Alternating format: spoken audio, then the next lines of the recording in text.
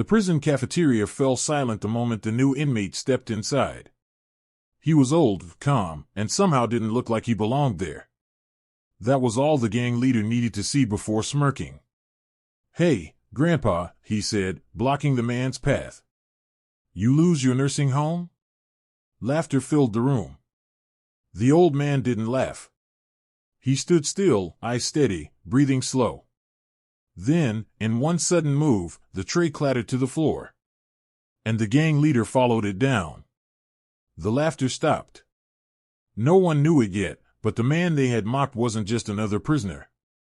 He was a retired kung fu instructor, a man with a past that could break every bone in that room. Stay till the end, because what happened next would even make the guards freeze. The steel doors of Riverside State Penitentiary slammed shut behind him, echoing through the corridors like thunder. That sound had broken stronger men before their first night. But for 72-year-old Samuel Washington, it was just another noise in a world that couldn't shake him. His hands, weathered and calm, rested by his sides. His shoulders remained straight despite the loose orange jumpsuit hanging on his lean frame. At intake, the officer barely looked up from his clipboard.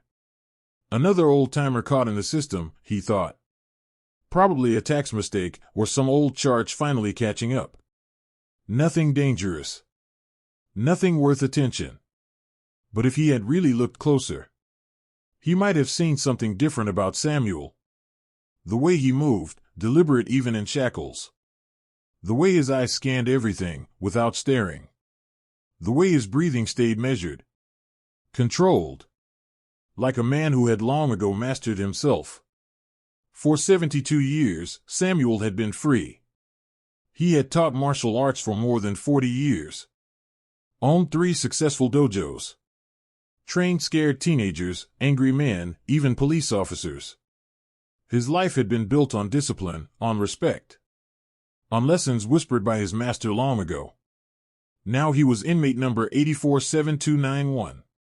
And the next 5 years of his life would be spent behind these concrete walls. The cell block he was assigned to had one ruler, Tommy the Bull Richardson.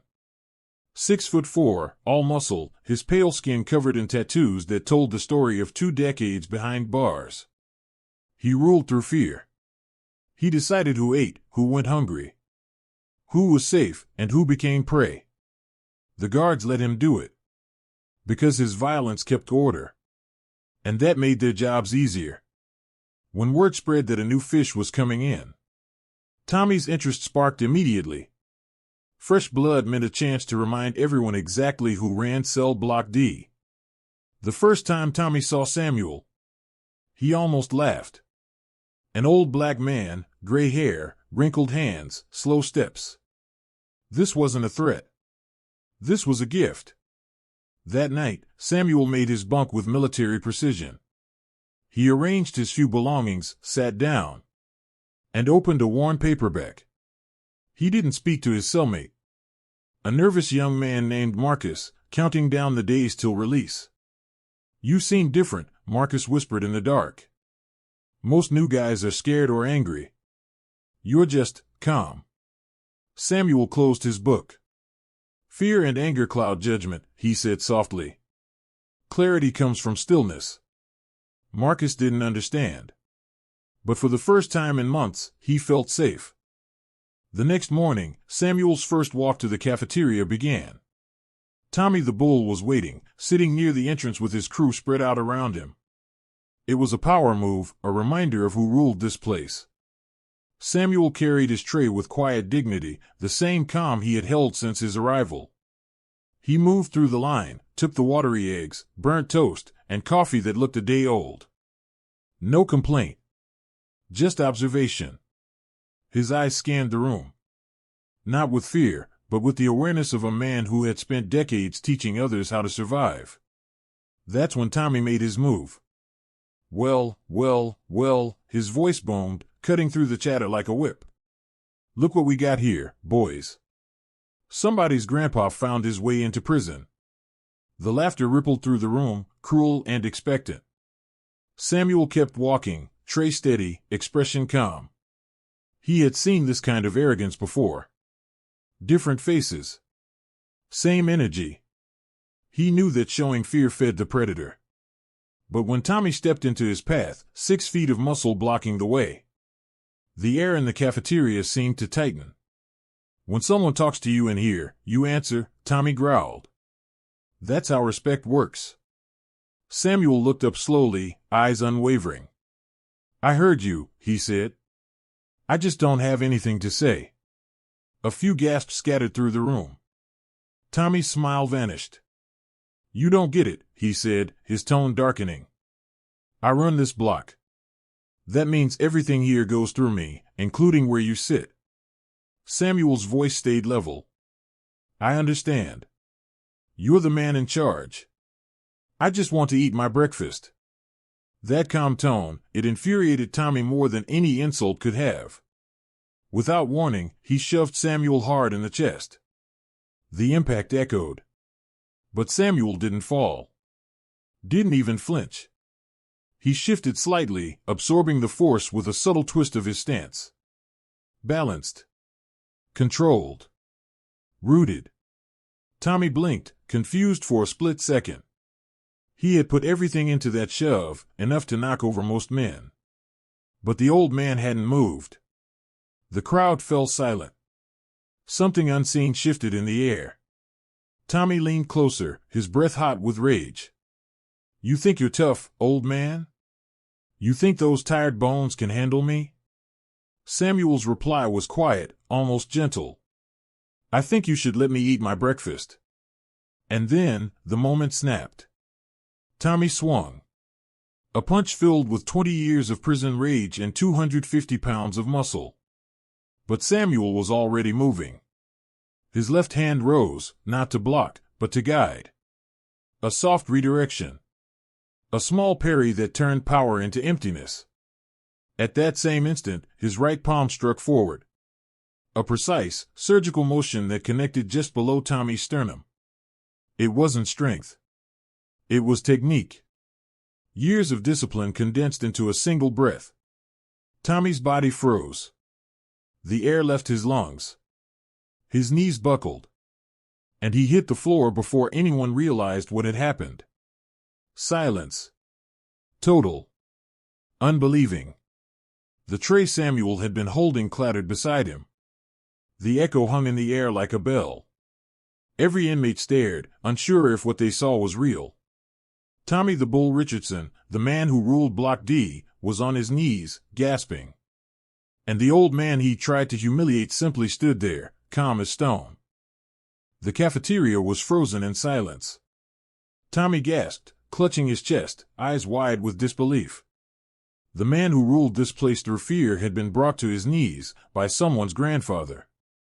Samuel didn't move in for another hit. He simply stood there, breathing steady, voice calm. I asked you nicely, he said. All I wanted was to eat my breakfast. The words carried more weight than a punch ever could. Tommy's crew shifted uneasily. Snake, the tattooed one with a smirk always ready, looked uncertain for the first time. Everyone could feel it, the balance of power had just cracked. Tommy pushed himself upright, rage burning in his face. You're dead, old man. You hear me? Dead, he spat. But even he could hear the emptiness in his threat. Around them, the guards still didn't move. No one wanted to interfere in a moment like that. And maybe, deep down, they wanted to see the bully humbled. Samuel turned away. He walked calmly to the counter, picked up another tray, and returned to his seat. The inmates parted like water, whispering, staring, uncertain whether to fear or admire him. Somewhere in that silence, Tommy's empire crumbled. No one said it out loud, but everyone felt it. Power had shifted. When Samuel finally sat down and began to eat again, it was as though nothing had happened. He ate slowly, methodically, each bite an act of quiet defiance. By the time the next meal rolled around, the story had already spread through every corner of Riverside. How the bull got dropped by a 72-year-old man with calm eyes and steady hands. In the world of prison legends, that kind of story grows fast. And by nightfall, it had turned into myth.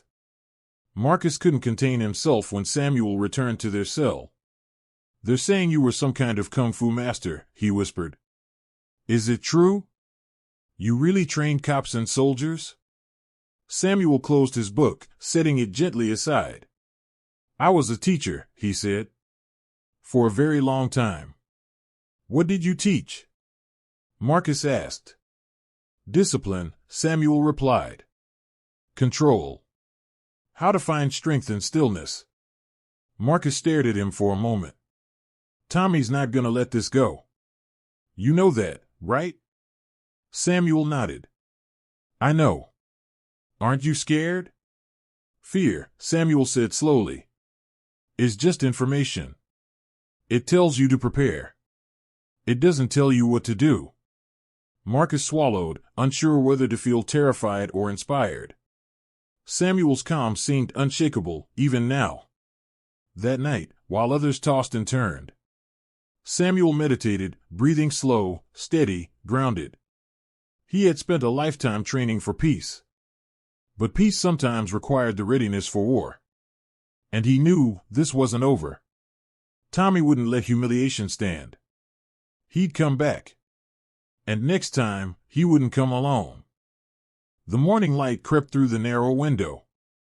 A dull gray that painted the cell walls in shades of fatigue. Samuel was already awake, sitting cross-legged on his bunk, breathing in rhythm. When the cell doors clanged open for roll call, he rose with quiet precision and folded his blanket into perfect corners. Marcus blinked, still groggy. "You always up this early?" Samuel smiled faintly. The body remembers discipline even when the mind wants rest. Word of the cafeteria fight had spread like wildfire. The entire block buzzed with whispers as Samuel walked to the showers. Some inmates nodded with respect. Others avoided his gaze, not wanting to be seen acknowledging him. The showers were empty when he arrived, just the way he preferred. Steam rose softly from the pipes, filling the room with warmth that felt almost human. As the hot water ran down his back, Samuel thought about the path that had brought him here. A lifetime teaching others to fight without hatred. A career spent showing that strength was not the same as violence. And now this. Prison. A test of everything he believed. He had come here for tax evasion, of all things. A clerical mistake. Too much pride to accept a plea deal. Now he was trapped in a place where pride got men killed. The sound of approaching footsteps snapped him back. 3 sets. Heavy boots. Purposeful stride. In the metal reflection of the shower wall, Samuel saw the shapes forming behind him. Snake was there, with 2 more of Tommy's men. Their posture screamed violence. "Morning, Grandpa," Snake grinned. "Tommy wants a word." Samuel shut off the water and reached for his towel, unhurried. "I figured he might," he said quietly. "But I won't be going with you." Snake's grin widened. Wasn't really asking. The first man lunged. Samuel pivoted, a soft step to the side, almost lazy. Then his hand shot out, a precise strike to the wrist. The sound was small, a click, a gasp. The man's arm went limp. The second rushed in, wild and angry. Samuel ducked, stepped inside, and drove his elbow into the man's gut. Air left his lungs with a hollow thud. Snake froze. 2 men down, in seconds. "This ain't over," he hissed. "Tommy's got plans for you."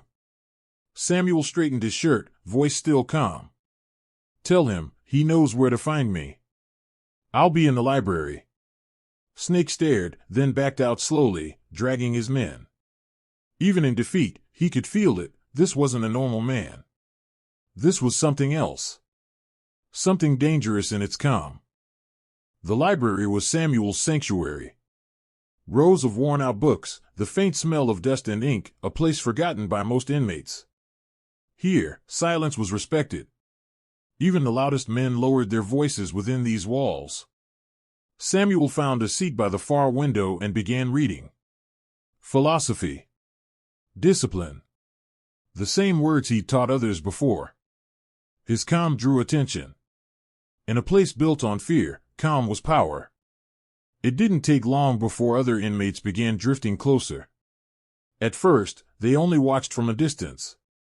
But then, one asked quietly, "Can you really teach that kung fu stuff?" Samuel didn't look up.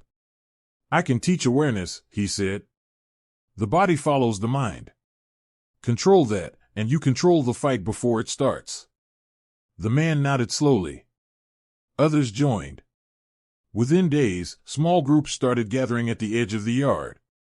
Copying the slow, deliberate movements Samuel practiced every morning. Even the guards took notice. "Old man's running a yoga class now," one of them joked. But they let him continue. For the first time in months, fights decreased. The tension in Block D began to ease. Tommy didn't like that. His influence was slipping. Fear was being replaced by discipline, and that, to him, was poison.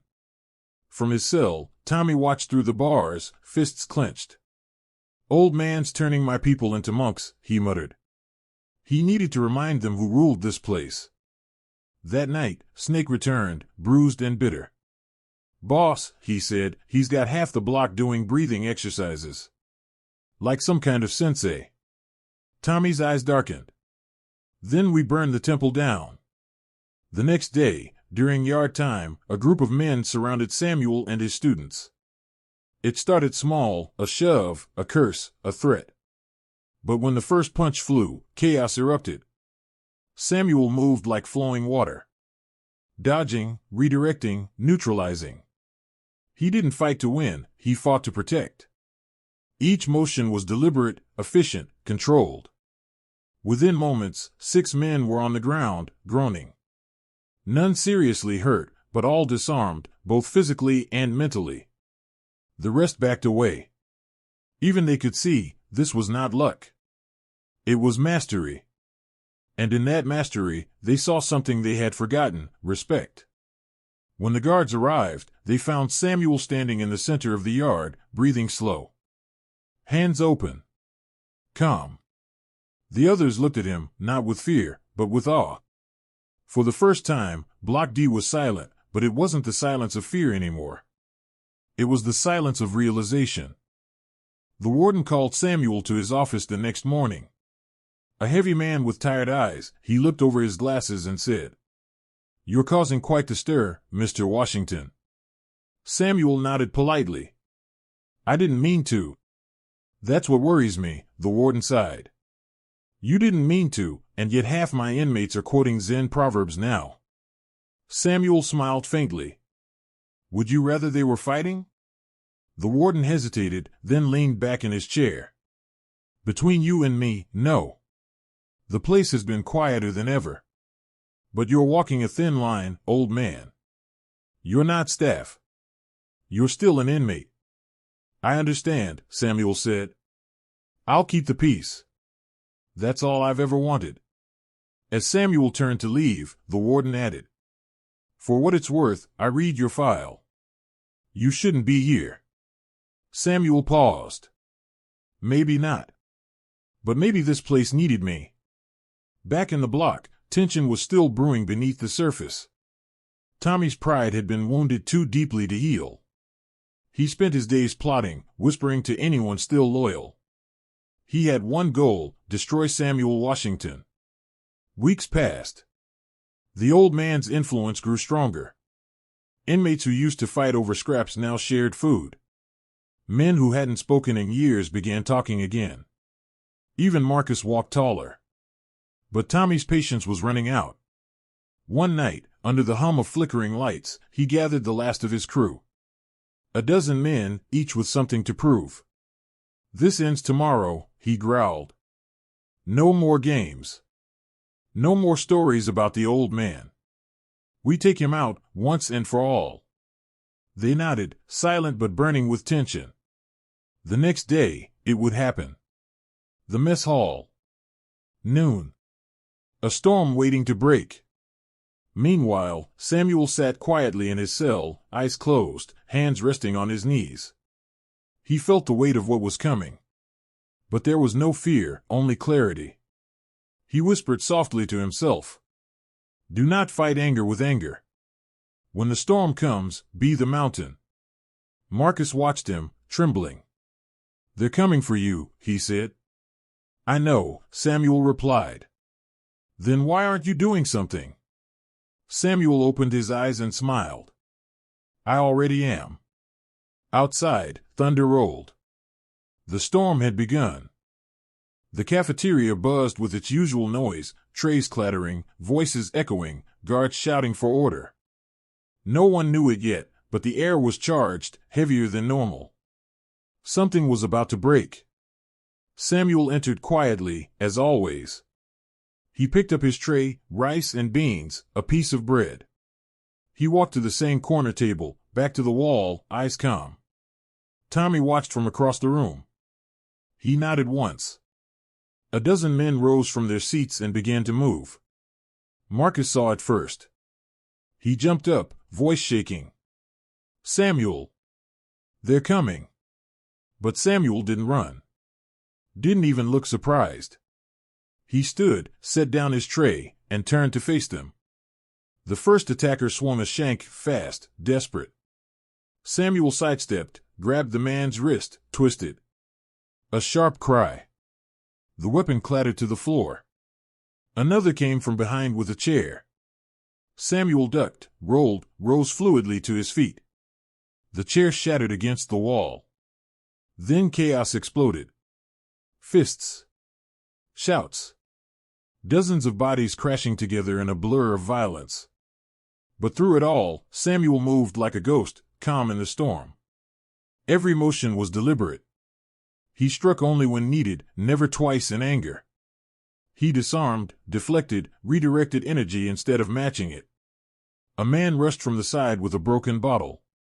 Samuel's hand met his elbow, a sharp push, a controlled fall. The bottle rolled harmlessly away. Around him, guards were shouting, alarms blaring. Yet in the center of that chaos, Samuel's breathing stayed steady. His movements precise, almost graceful. Within moments, the floor was littered with groaning men. Samuel stood alone, chest rising slowly, eyes clear. Tommy stood frozen at the far end of the room. His crew was down. His pride was shattered. And for the first time in his life, he hesitated. Samuel looked at him across the room. No anger. No hatred. Just quiet understanding. You can end this, Samuel said, voice carrying through the noise. No more fear. No more control. Let it go. Tommy's hand shook. For a heartbeat, he looked like he might cry. Then he turned and walked away. The fight was over, not because one man won, but because another finally surrendered. The guard stormed the cafeteria moments later. Bodies on the floor, overturned tables, food everywhere, a war zone. But one detail caught every eye. Samuel Washington stood motionless in the middle of it all, hands open, calm. A sergeant barked, "Get him down. Hands behind your head." Samuel complied without a word. The cuffs clicked, cold and hard, around his wrists. The warden himself came running down. What the hell happened here? The sergeant shrugged. Looks like the old man survived an ambush. The warden scanned the scene, 10 men down, none dead, most just disarmed or dazed. No bloodlust. No chaos from Samuel's side. Just control. Later, in the interrogation room, the warden leaned forward, eyes searching. You took on 12 men. How? Samuel shook his head. I didn't fight them. I guided them. There's a difference. The warden sighed, rubbing his temples. You're a strange man, Washington. Half my prison wants to follow you, the other half wants to stay out of your way. Samuel smiled softly. Peace has strange consequences. He was sent to solitary, procedure, not punishment. 4 gray walls. 1 narrow bed. 1 man alone with his thoughts. For days, Samuel meditated, replaying every moment. He hadn't hurt them. Not really. He had shown them something stronger than violence, control. Then, on the 5th day, the door opened. Marcus stood outside, holding a stack of books. "They said you can have these," he smiled. "Library donations. Figured you'd want them." Samuel took the books with quiet gratitude. "How are things out there?" Marcus grinned. "Quieter. People talk different now. Even Tommy. He doesn't run things anymore." Samuel nodded, his voice calm. "Good. The storm has passed." But he knew storms always left something behind. A silence too deep, too heavy. And sometimes, silence carried its own kind of danger. Days turned into weeks, and Riverside began to change. The fights were fewer. The noise quieter. Something was shifting inside those concrete walls. Men who once ruled through fear now sat together, talking softly. The younger inmates watched Samuel, not as a threat, but as a teacher. He taught them how to breathe, how to focus, how to let go of anger before it ruled them. In the mornings, the yard looked different. Instead of gangs claiming corners, men stood in silent rows, moving slowly through forms that looked almost like dance. The guards didn't interfere. They just watched, whispering among themselves. No one could deny it, the old man had done what no one else could. He had brought peace to a place built on chaos. One afternoon, the warden came to the yard. He stopped beside Samuel, who was guiding a small group through meditation. "You've changed this place," the warden said quietly. "Not sure if I should thank you or be afraid of you." Samuel smiled faintly. Fear and gratitude aren't so different. Both come from realizing something greater than yourself. The warden chuckled softly. "You ever think about teaching when you get out?" "I never stopped," Samuel replied. He looked around, at the men breathing in unison, at the calm that had replaced constant tension, and for the first time in years, he felt something close to peace. But even peace comes with a shadow. And in that shadow, Tommy watched. Alone now. Silent. His empire gone. The man who once ruled through fear now sat with it, his only companion. He had learned a lesson too, but far too late. Sometimes losing power is the only way to find yourself again. The months passed quietly after that. Samuel spent his time teaching, meditating, writing letters to no one in particular. He became more legend than man, a symbol of calm strength in a place that had forgotten both. When the day of his release finally came, he folded his few belongings neatly into a small box. A worn book, a photograph of his first dojo, and a simple wooden bracelet carved by one of the inmates. Marcus was there, waiting by the gate. "You really leaving, old man?" he asked, half smiling, half sad. Samuel nodded. "It's time." "You think you'll ever come back?" Samuel's eyes softened. "I hope not. But if life brings me back here, then I'll make sure it's for the right reason." The gate buzzed open, metal grinding against metal. The same sound that had greeted him when he arrived. But now, it felt different. This time, it was freedom. As Samuel stepped into the sunlight, the guards, the inmates, even the warden watched in silence. Some nodded respectfully. Others simply stood still, as though witnessing something sacred. He didn't turn back. Didn't need to. He had left something behind, something that would outlast any sentence. Because in the end, Samuel Washington hadn't just survived Riverside. He had transformed it. He had proved that power wasn't about fists or fear, but about the quiet strength to stay calm when the world demanded violence. And somewhere deep in those concrete walls, a new sound echoed. The sound of men breathing together, learning peace, one breath at a time. Outside the prison gates, the world looked both familiar and foreign. Cars rushed by. People moved fast, eyes glued to their phones. Life had kept going without him, louder, harder, colder. Samuel breathed deeply, feeling the air fill his lungs. For the first time in years, it wasn't filtered through steel and concrete. It was clean. Alive.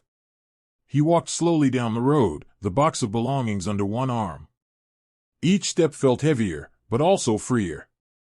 Freedom has a strange weight, lighter than chains, but just as real. A few blocks away, he stopped at a park. Children played. A man fed pigeons on a bench. The world seemed peaceful, and yet Samuel saw the same storm in their faces. Rushing, chasing, never still. He sat on a nearby bench and closed his eyes. For a moment, the noise faded. The city became silent. Only the rhythm of his own breath remained. Peace, he thought, isn't a place. It's a decision. And he had made his. When he opened his eyes, an elderly woman stood beside him. She smiled gently. "You from around here?" "Once," Samuel said. "Long time ago." They spoke for a while, about life, about loss, about starting over. Before leaving, she asked, "Do you believe people can really change?" Samuel looked out at the city, then back at her. "They already have," he said. "They just forget to notice." Months later, back inside Riverside, things were different. The gangs were gone.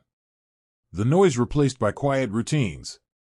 And in the library, a small group of inmates sat cross-legged, reading from the same worn book Samuel had once held.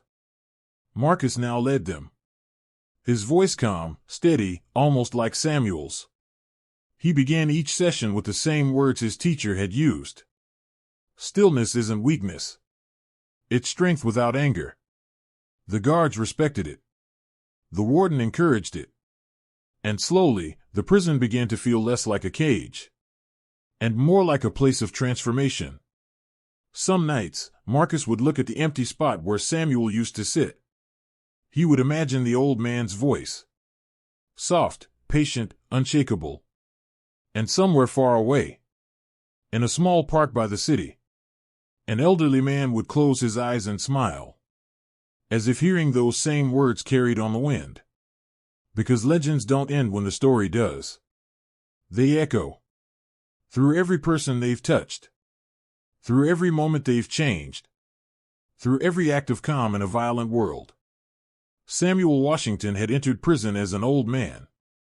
But he left as something far greater. A reminder that true power doesn't come from rage or revenge. It comes from peace. From stillness.